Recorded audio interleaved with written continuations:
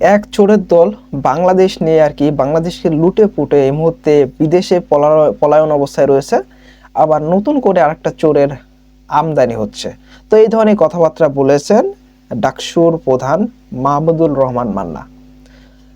তিনি বলেছেন যে বর্তমান অন্তর্বর্তীকালীন সরকার প্রধান যারা রয়েছেন, তিনি এটাও বলেছেন যে অন্তর্বর্তীকালীন যে সরকার প্রধান যারা রয়েছেন তারা কিন্তু অত্যন্ত ভালো মানুষ, কিন্তু আসলে তারা কাজের মাধ্যমে ভালো তারা এটা কিন্তু প্রমাণ করতে পারতেছে না।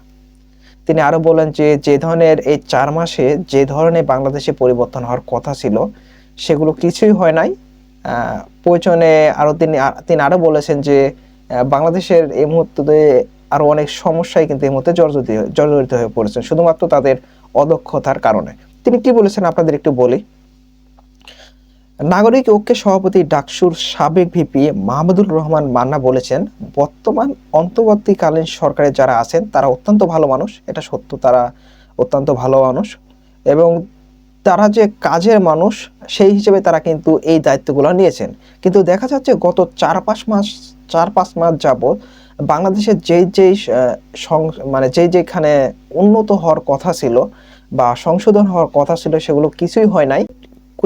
উল্লেখযোগ্য কোনো কিছুই পরিবর্তন হয়নি।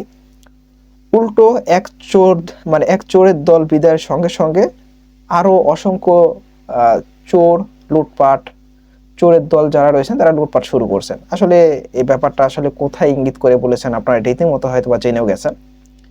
বর্তমান সময়ে আমরা দেখতে পাচ্ছি যে বিভিন্ন জায়গা থেকে অনেক রকম কথাবার্তা শোনা যাচ্ছে যে কোথা থেকে ছাত্র দল দাবি করে সেখানে লুটপাট করা হচ্ছে, আবার কোথাও কোথাও শোনা যাচ্ছে যে ছাত্র সমন্বয়ক হয়ে লুটপাট করা লুটপাটের একটি মানে কথাবার্তা শোনা যাচ্ছে।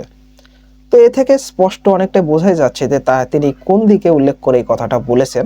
তবে এখানে আমাদের আরো একটি বিষয় খেয়াল রাখতে হবে, যেহেতু বাংলাদেশ এই মুহূর্তে অনেকটা অস্থিতিশীল অবস্থায় রয়েছে, তো সেহেতু বোঝাই যাচ্ছে যে হতে পারে কোনো একটি দলের নাম খারাপ করার জন্য যারা বাংলাদেশের ভালো চায় না তারাই কিন্তু এই ধরনের ঘটনা ঘটাতে পারে। যে মাহমুদুর রহমান মান্নার এই বক্তব্যটা আসলে আমি সমর্থন করি। তিনি বলেছেন যে এক চোরের বিদায়ের সাথে সাথে আরো নতুন করে চোরের কিন্তু আমদানি হয়েছে এই মুহূর্তে বাংলাদেশে।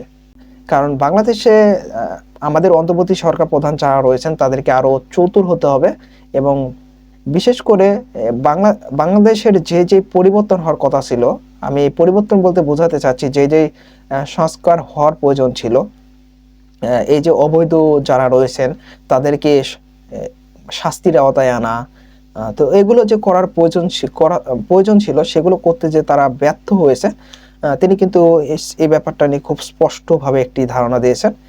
এছাড়াও তিনি আরো বলেছেন যে বাংলাদেশে বিভিন্ন জায়গায় কিন্তু এখনো লুটপাট চলতেছে। এটাও হয়তো অন্তর্বর্তী সরকার প্রধান যারা রয়েছেন তারা হয়তো জানেন। তিনি কিন্তু আবারও নতুন করে কিন্তু মনে করিয়ে দিয়েছেন। তো আমরাও চাই বাংলাদেশ অনেকটা শান্ত থাকুক, বাংলাদেশ ভালো থাকুক এবং বাংলাদেশ একটি শান্তিপ্রিয় ও দেশ হিসেবে গোটা বিশ্বের কাছে প্রচার হোক। তবে এখানে আমাদের আরো একটি বিষয় লক্ষ্য রাখতে হবে, বিভিন্ন দল রয়েছে এই মুহূর্তে যারা কেন এই মুহূর্তে বাংলাদেশের যারা অন্তর্বর্তী সরকার রয়েছে, অন্তর্বর্তী সরকার প্রধান রয়েছেন, আওয়ামী লীগ রয়েছেন, বিএনপি রয়েছেন, জামায়াত রয়েছেন, তো তাদের নাম খারাপ করার জন্য অনেকেই অনেক রকম হয়তো চেষ্টা করবেন। তো তাদেরকে মোকাবেলা করার দায়িত্বটাও কিন্তু এই অন্তর্বর্তী সরকারের।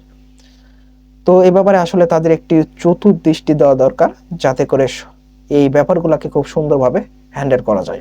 তো আপনাদের মতামতগুলো অবশ্যই কমেন্ট বক্সে জানিয়ে যাবেন যে তিনি মাহমুদুর রহমান মান্না যে এই ধরনের একটি বক্তব্য দিলেন এটাকে আপনি কতটুকু সহমত প্রকাশ করছেন সেটা আপনি জানিয়ে যাবেন। আর আরেকটা কথা, এই যে অন্তর্বর্তীকালীন সরকার প্রধান হওয়ার যে 4 মাস হয়ে গেল, 4 মাস পারই হয়ে গেছে হয়তোবা, তো এখানে যেভাবে বাংলাদেশের পরিবর্তন হওয়ার কথা ছিল সেটা কি হয়েছে এটা আপনারা একটু জানিয়ে যাবেন।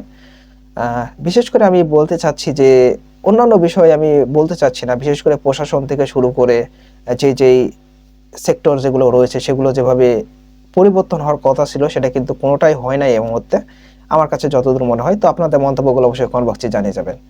আর অবশ্যই স্যালুট জানাতে হয় বাংলাদেশের এই মুহূর্তে যারা অন্তর্বর্তী সরকার যারা রয়েছেন তারা অনেকটা সুন্দরভাবে তারা কাজকর্ম করে যাচ্ছেন, তবে তাদের কাজকর্মে এখনো কিছু খুঁত রয়েছে যেগুলোকে তাদের অতি দ্রুত সংশোধন করতে হবে, এবং কারণ তারা এগুলো করার জন্য এসেছেন।